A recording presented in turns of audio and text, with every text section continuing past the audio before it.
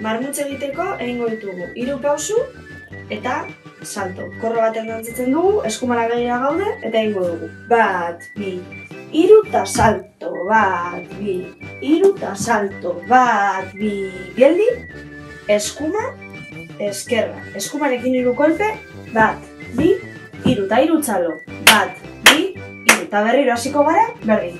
1, 2, 3 eta salto. 1, 2, 3 eta salto. 1, 2, geldi, eskuma, eskerra. 1, 2, 3 eta 3 txalo. 1, 2, 3.